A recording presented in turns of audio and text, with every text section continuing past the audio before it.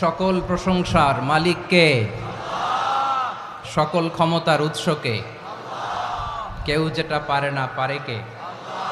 সে আল্লাহর দরবারে আমরা শুকরগুজার হচ্ছি, পড়ে নিচ্ছি কালিমাতু শুকর আলহামদুলিল্লাহ। সবাই গলা খুলে আওয়াজ করে পড়ুন, রব্বানা লাকাল হামদ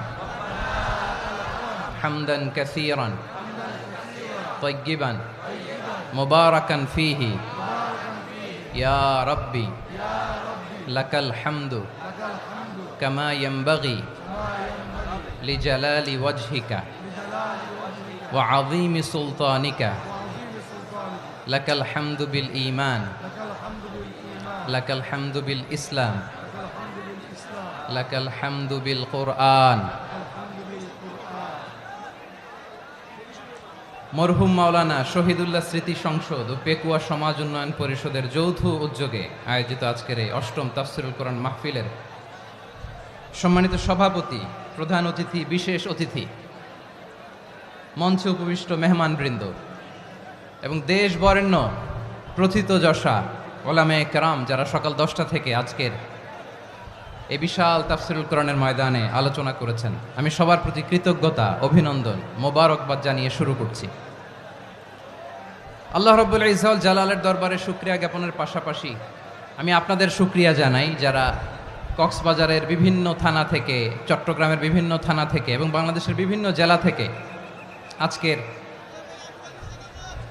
আমাদের এই প্রোগ্রামে প্রায় দীর্ঘ 5 বছর পর যে তাফসিরুল কোরআনের প্রোগ্রাম দিয়ে এবছর আমরা প্রোগ্রাম শুরু করছি, সেই প্রোগ্রামে আপনারা জয়েন করেছেন। আপনাদের সবাইকে অন্তরের অন্তঃস্থল থেকে শুভেচ্ছা জানাই।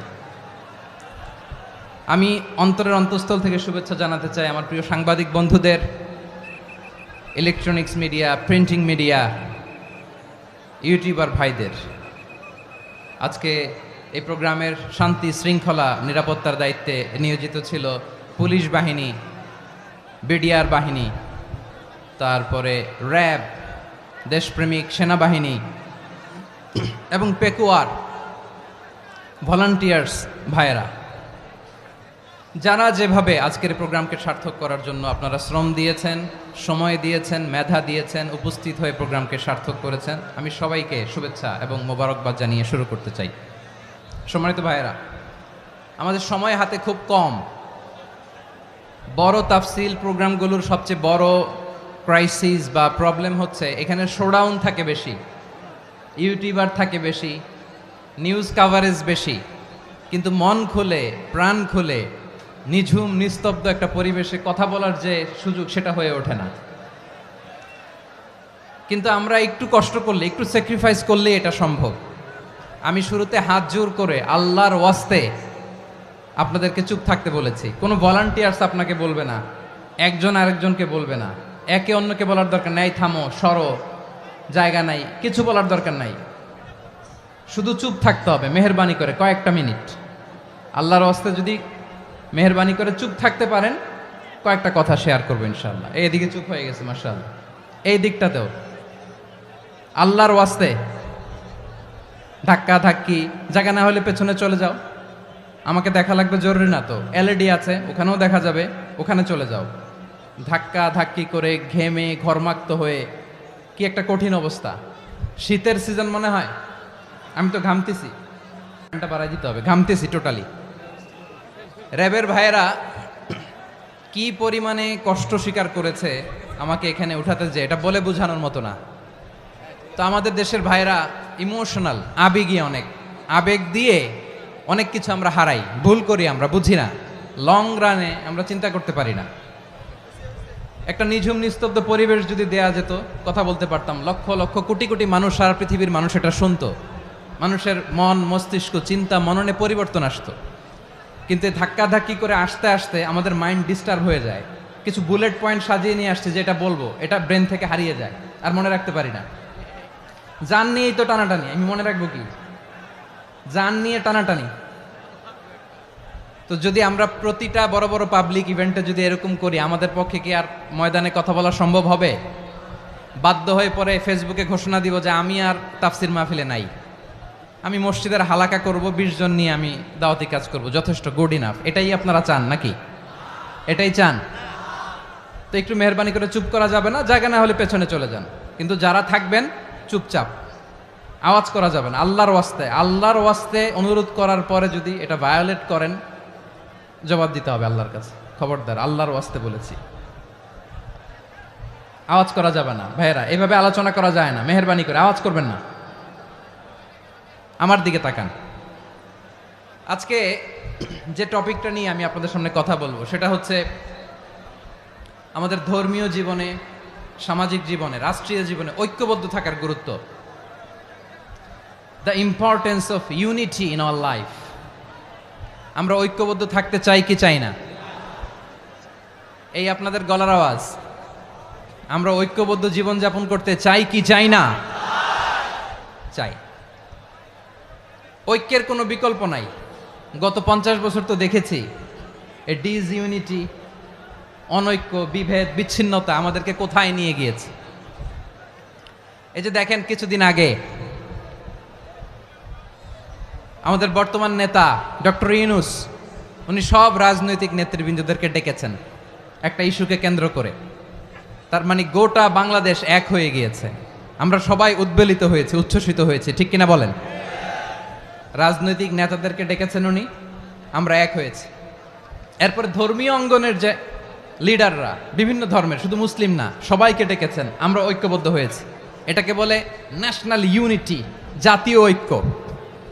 যে কোনো ধরনের কনস্পাইরেসি, ষড়যন্ত্র, আধিপত্যবাদ মোকাবেলায় জাতীয় ঐক্যের চেয়ে মোক্ষম হাতিয়ার আর নাই। আমাদের একটা প্রতিবেশী দেশ আছে, আমরা আমাদের দেশ নিয়ে যত ভাবি তারা তার চেয়ে বেশি ভাবে। কথা বুঝতেছেন না? আরো ভেঙে বলতে হবে।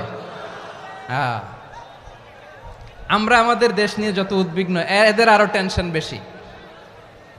বলেন, আমাদের দেশে শান্তি আছে না নাই? আমরা হিন্দু মুসলিমে কখনো দাঙ্গা লাগে? আসতে বলেন, কেন লাগে? ওদের পূজা পার্বণে আমাদের মাদ্রাসার ছেলেরা যে পাহারা দেয়, চিল্লায় বলেন ঠিক কিনা? আমাদের তাফসির মাহফিলের সময় ওরা ডিস্টার্ব করেন, ঢোল বাজায় না। ওদের পূজা পার্বণের সময় আমাদের তাফসির মাহফিলের ডেট হলে আমরা চেঞ্জ করে দেই। সুবহানাল্লাহ, কি সাম্প্রদায়িক সম্প্রীতির রোল মডেল। আর ওই বাংলাদেশের ব্যাপারে তারা অনেক ডিসইনফরমেশন ছড়াচ্ছিল। ভারতের অনেকগুলো গণমাধ্যম, আমি জেনারেলাইজ করব না, আমাদের প্রতিবেশী দেশের সব গণমাধ্যমকে আমি দোষ দিতে চাই না, অনেকগুলো গণমাধ্যম তারা ডিসইনফরমেশন শেয়ার করেছে। ডিসইনফরমেশন আর মিস ইনফরমেশনের পার্থক্য আছে। মিস ইনফরমেশন না জেনে ভুল বুঝে একটা মিথ্যা বা ভুল তথ্য ছড়িয়ে দেয়া, এটার ক্ষমা আছে, এটার কি আছে? আর ডিসইনফরমেশন মানে ইচ্ছা করে, প্ল্যান করে, ম্যাপ করে, ছক এঁকে মিথ্যা, গুজব, রটনা সোশ্যাল মিডিয়ায় ছড়ানো, এটার ক্ষমা আছে? আওয়াজ করে বলেন, ক্ষমা আছে? ভারতের কিছু গণমাধ্যম তাই করেছে। আমরা ব্যথিত হয়েছি, আমাদের হৃদয়ে রক্তক্ষরণ হয়েছে। আমাদের প্রতিবেশী দেশকে বলতে চাই, আমাদের দেশ নিয়ে আপনাদের ভাবার দরকার নাই। নিজের চরকায় তেল দেন, নিজের দেশ নিয়ে ভাবেন। গত মাসের ভয়েস অফ আমেরিকার রিপোর্ট, বাংলাদেশে সংখ্যালঘু জনগোষ্ঠী আগের চেয়ে বেশি নিরাপত্তা পাচ্ছে। Report voice of America, Muslim report নাকি? মুসলিম জরিপ, ভয়েস অফ আমেরিকা। কথা বুঝে নাই বোধহয়। ভয়েস অফ আমেরিকা কি আমাদের রিপোর্ট? না, ভয়েস অফ আমেরিকার জরিপ, বাংলাদেশের সংখ্যালঘু জনগোষ্ঠী আগের চেয়ে ভালো নিরাপত্তা পাচ্ছে। শুধু এখানেই শেষ না, মাইক্রোসফটের একটা জরিপ শোনায় আপনাদেরকে। তারা সারা পৃথিবীতে গুজব, ভুয়া আর মিথ্যা নিউজ ছড়ানোতে কোন দেশ সেরা একটা রিপোর্ট করেছে। এর মধ্যে 1 নম্বরে এসেছে ভারতের নাম। মাইক্রোসফট তো মুসলমানরা চালায় না? কথা বোঝে নাই বোধহয়। প্রতিবেশী দেশকে বলবো, আপনারা নিজের চরকায় তেল দেন, আপনারাও শান্তিতে থাকেন, আমাদেরকেও শান্তিতে থাকতে দেন। সব চেঞ্জ করা যায়, প্রতিবেশী চেঞ্জ করা যায় না। আমাদের ল্যান্ড তাদের ল্যান্ড, পাশাপাশি। আমরা চাই তারাও সুখে থাক, আমরাও সুখে থাকি, ঠিক কিনা? কিন্তু প্রতিবেশী হলে বন্ধুত্বপূর্ণ আচরণ করতে হয়। প্রতিবেশী যদি বন্ধু না হয়ে প্রভু হতে চায়, এরকম দানব প্রতিবেশী কেউ চায় না। ভারত যদি বন্ধুত্ব উপহার দেয়, আমরাও বন্ধুত্ব দিব। কি বলেন? তারা যদি বন্ধুসুলভ আচরণ করে আমরাও বন্ধুত্ব উপহার দেব, কারণ আমাদের পররাষ্ট্র নীতি হচ্ছে সবার সাথে বন্ধুত্ব, কারোর সাথে বৈরিতা নয়। আলহামদুলিল্লাহ বলেন। কত